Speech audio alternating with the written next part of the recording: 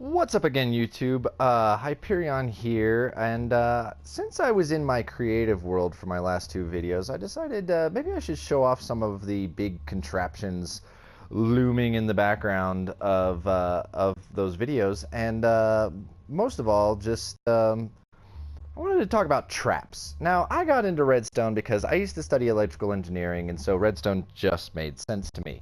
But this room was one of the first major redstone builds I ever built. I didn't build it in my world in survival. I built it in a friend's world in creative mode. They wanted to build a battle arena similar to, I think, Hunger Games. Hunger Games is what I'm trying to think of. And what they wanted to do is they built this world in creative, and they wanted somebody really good at redstone to build them a bunch of traps. And so naturally they called upon me, as I was the only person that they knew that actually understood redstone. So I kind of took that as an opportunity to try some really crazy things. And one of my favorite parts, and also the most complicated redstone build I have ever built, was this room. I know it doesn't look very complicated, but when you kind of turn around a bit, you see that things aren't quite what they seem. Now, the reason this is so high up in the air is because the redstone underneath it is very complicated, and I'll show that to you in a bit. But also because this is a super flat world, and I messed up when creating it, and it's only 3 blocks deep. So I can't build down very much. So I built up, but this is not the room exactly as I built it for them. It's the same redstone components, but I came back to my own world and rebuilt it because I was so proud of it. And so here I just felt like I wanted to go ahead and show it off. So say you're building a world like that. Here you go, and you got a room like this, and somebody might go, oh, there's a chest in there, what items might be in there? And it says put the right one in. And so you come over here to this chest, and look, there's the wrong one and the right one. So we'll take both of those. And you can hide these items anywhere on the map. You just rename them on an anvil. You place them anywhere hidden on the map, so maybe it's like the key to entering a secret dungeon or something like that. But anyways, the person will come in here, read that sign, say put the right one in, and before we do this, there we go, we're in survival. So we are in the room, and we need to put the right one in. So we got the wrong one and the right one. So let's just go ahead and put the right one in and see what happens. Oh God! Ah! Well, I failed the trap. Clearly that was a riddle, and that it was merely the right one was the wrong one. So here we go. Let's try this again and see what happens.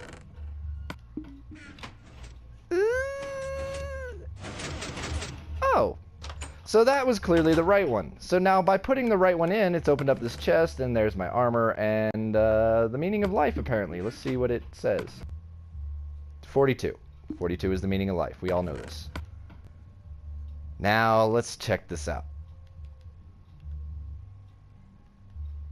And you've seen this in the background of my videos and probably possibly wondered what it is. This is all the redstone that goes into that little trick. Now, I know a lot of people will go, hey, I could do this better or easier or with less redstone, but this was one of my first builds, to be honest. One of my first ever, and first redstone builds. That wasn't just a simple, like, piston door or something like that. This is one of my most complicated builds when I was just starting.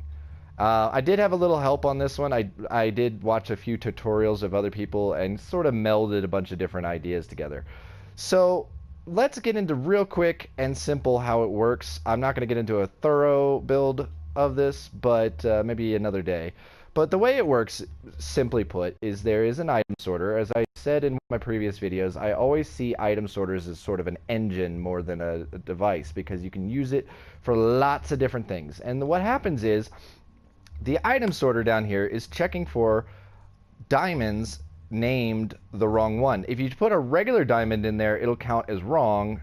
Well, Oh, this is going to be confusing. Well, not the wrong one. It will be the incorrect item and will activate the trap. So you have to find a diamond named the wrong one. And the way you do that, you just put a 64 diamond in a anvil, and then you just rename them. So now that that's sorted the item, this is how it goes. It basically says if the item was correct, it activates this comparator system here, the circuitry, and that just all leads to really chaotic redstone to open the piston door hidden on the side. If you know anything about piston doors or anything like that, not too hard. It's just to build that system at least. It's basically just becomes a power source. If you put the wrong item in, that isn't activated, but it goes down to a different chest somewhere. It's been a while since I built this. And therefore, the item will be will hit another redstone activator and activate a whole different system that activates this really complicated piston system underneath. And this is using a lot of slime blocks as well as pistons themselves. And so when the item works, let me try to get an example here. Let's put the right one in real quick. So you can try to see here how the whole thing works. It pulls this whole system with it and everything, and opens up this this system.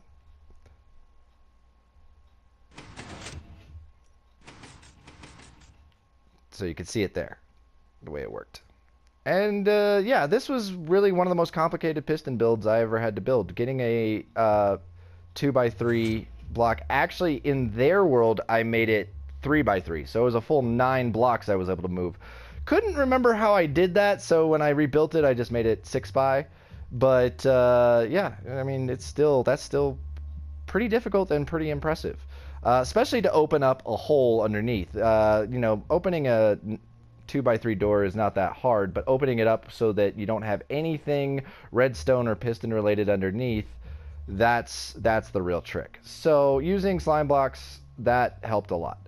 So the other element to this was resetting it afterwards, and that's where these big timers come in. These big devices here designed to be timers that will reset the system once it's done. Now, getting into all that is complicated, but that's just what these are. And then over here we have an item elevator. Now, if you've watched any of my videos, you know I love me some item elevators. They're really simple to build. What that does is it sends both the items right back up to the top so you can do it again.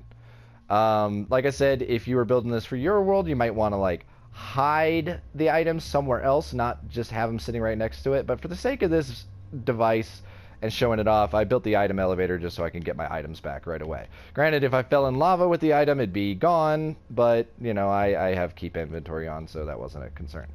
That's pretty much that. I don't want to get too much into the nitty-gritty of how it works and everything in all of its glory. Maybe one day I could go through all this, but obviously this is probably something I could easily simplify at some point in time. So I wouldn't take too much into taking notes on how I built this, because it's way overly complicated, but it works.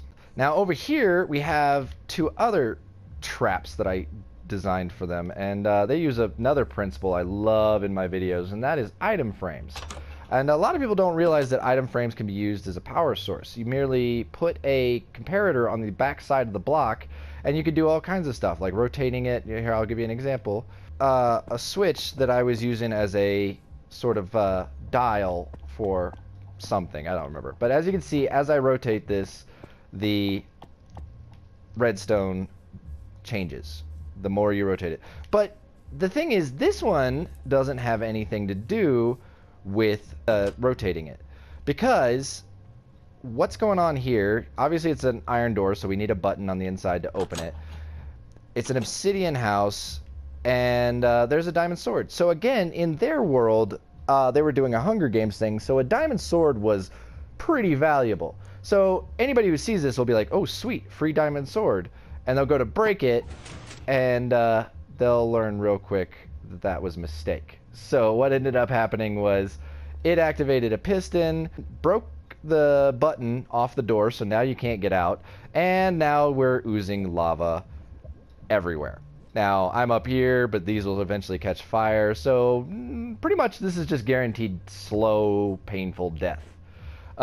This was one of the meanest traps I created, but pretty fun all the same. If I go ahead and replace the button, everything closes back up, and simple as that. Now, if I can just get this lava to disappear, I can get outside. And how this works is, you can see back here, I left it all exposed. It's merely a piston system where the piston picks up the light, a second piston pulls it out of the way, and then you get that other third piston pushing the light down, and there's your lava waiting to pour down. Very simple. Like I said, here's the comparator that is reading the sword in the item frame, which is activating all of the circuitry holding the pistons in place, and the rest is just wiring up pistons how you see fit. The third option is very similar to that, but this object is this is more if you want to give them a chance to escape. And so we have a diamond block here, and somebody, you know, it looks like an ancient tomb, so somebody might go ooh and break that, and then we have this. Pistons drop down, leaving you on one block with lava all around. Now you also dropped another piston like that, so you can't access the button. But yeah, and you can't jump to the door frame from there. I'm flying right now because I'm still in creative. But yeah, and then by putting that back in, you see all the pistons come up, close up the lava. Now I'm in creative mode, so I destroyed the block. But you can now leave safely. So same principle, very same principle. You got the lava is just sitting here waiting to flow in, and you got the comparator somewhere back here. I can't see it, but the comparator's in there, and it's running the same thing, holding the pistons closed and everything like that. So there you go. That's some of the traps I've built in some of my friends' worlds. And I'm starting to do a little of this stuff in my own survival world, but the problem with a lot of these things is that I don't have a lot of visitors, so I'm obviously not going to fall for the traps, and I'm not going to I'm not going to be happy if somebody was to break a diamond sword or a diamond block and fall into lava and burn it up. So I don't see these as things that are that useful outside of creative builds. Where you can replenish your stock and stuff like that. But if you're looking to build traps, those are two very clever ways that you can build a trap without people realizing that it's a trap. Because not a lot of people are aware that item frames can work as redstone power sources. I guess I should try this one, but it doesn't actually work. Really, really complicated build here, and I'm still working on it. Still trying to fine-tune it, and I think I have ways of fixing it, but I just don't want to work on it right now. But for the most part, for at least one time, I can give you an example of how this works. But you got a hallway here. Looks like a regular old hallway. If you're lucky, they won't notice that there's a sort of little spot right here. And I might have broken the string. No, I didn't. I didn't. So you would hope that somebody would just sort of run through here, and all of a sudden... Oh, no. What happened? The hallway got short. And now we're dropping anvils. Oh god, oh god, oh god. So that was just a fun idea of a system to you know, make people like want to run back out of the room. But unfortunately, based on its current design, it resets itself bad. As you can see, everything's just really messed up here. Plus, I'd have to replace anvils anyways, so not the most practical system, but still fun. I liked how the anvils just fall one at a time, but yeah, definitely needs some more tweaking. But anyways, that was just a few traps that I've designed and built for other people. Hope you liked them, and I appreciate the views, so thanks for watching, and we'll see you next time. Bye-bye!